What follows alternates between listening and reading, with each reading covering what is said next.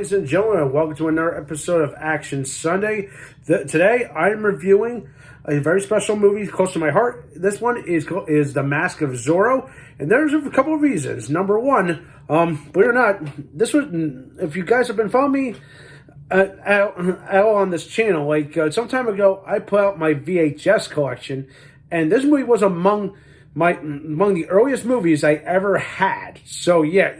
So this is the reason why this movie is a little special to me, because I've seen this movie more times than often, just to learn a little bit of history and also practice my Spanish. But of course, that's a story for another time. But anyway, also, this movie turns 25 years old this coming summer, so I didn't want to wait because I wanted to talk about it now.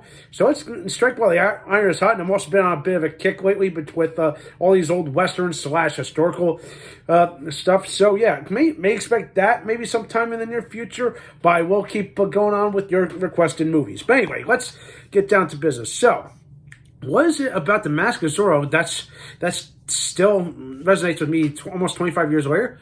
Well, I feel like it's because the whole story, the whole lore behind the character of Zorro. It's like he's this charming, romantic gentleman, as you know. I know it kind of sounds a little weird, but he's also essentially kind of like a Robin Hood of that time, if you think about it. But of course, everyone's gonna say, wait, there's the real Robin Hood, obviously. Well, yeah, two different eras, obviously. Robin Hood was probably around the time of the Crusades.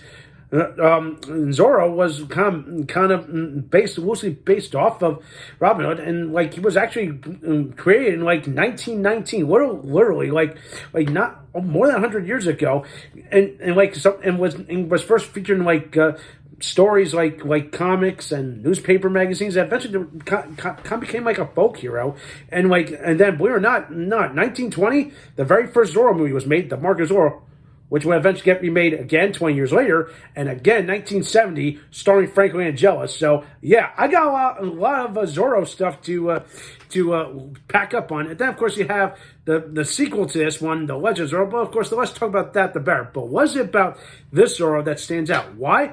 Because this was the first big budget blockbuster that was ever made with this IP.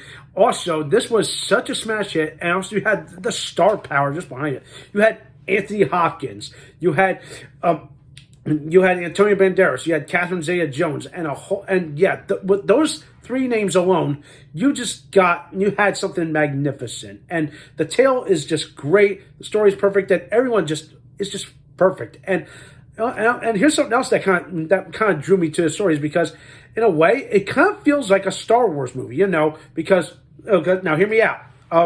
The character, the real name under the Zorro mask, his name was Don Diego de la Vega. That's Anthony Hopkins plays. He's the original Zorro. Antonio Banderas plays this kid named Alejandro, who was Alejandro Murrieta, who was apparently he was like an orphan. He had with a brother. There's like a whole little bit of story about that happens in the beginning of the movie. Then essentially comes like a street rat, like a criminal kind of thing. Then of course he realizes, I want to take you under my ring. I want to teach you what I can. And essentially, again, like a student versus teacher kind of thing. It was like he's just training him to pass on the legacy of Zorro, and of course at the same time tried to save the country, because the real crux of the plot is that we have Don Rafael Montero, who came back from Spain almost 20 years later after originally trying to kill Don Diego and take his daughter. That's our crux of the whole damn story, and that I don't want to explain for anybody that has never seen this movie. So yeah, he comes back. He wants to turn California into an independent republic / country, and essentially, but with his own very devious means. It's a bit of political shit, but of course I don't want to get into it. Of course, it's a perfect saying because yeah, it took place around the time of the California Gold Rush, actually a couple years before the California Gold Rush. But yeah, a little interesting twist on the history thing. But yeah, all this cool stuff, it was there, baby. And that's what kind of drew me to this. Is now again, keeping with the history vibe, because that's a big thing that I look for, and it was good. That's what makes it, that really connects with me. And when you got all that elements, and you got all this, you got a great tale. But I will say, also combine some elements of comedy in with this swashbuckling action movie, because there's some great moments that will make you laugh.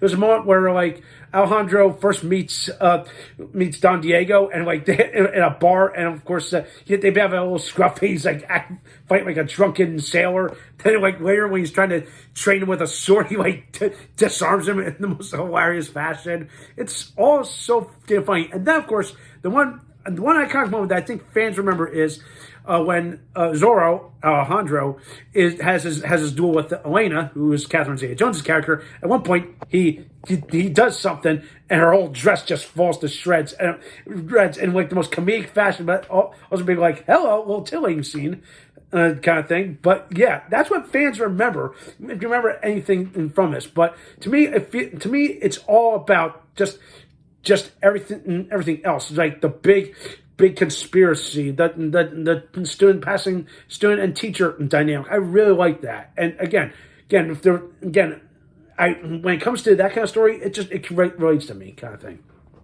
So yeah, not much else I can say. The elements are there. The saying's good.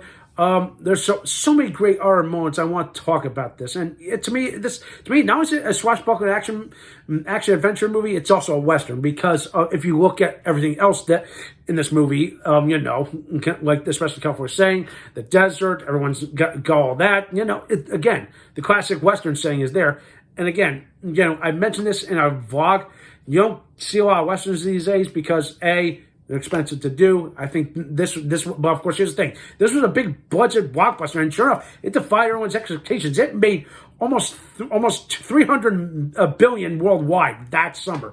Bet you all didn't know that. You gotta, if you've never seen this movie, give it a watch. All right, I highly recommend it because it's the tale as old as time, and it'll have you smile from beginning to end, and by the end, you'll just be like, yeah, this is the kind of story I like. And essentially made Antonio Banderas' career. It made Anthony Hopkins iconic in this great movie. And yes, the runtime kind of drags. The story kind of drags at some point.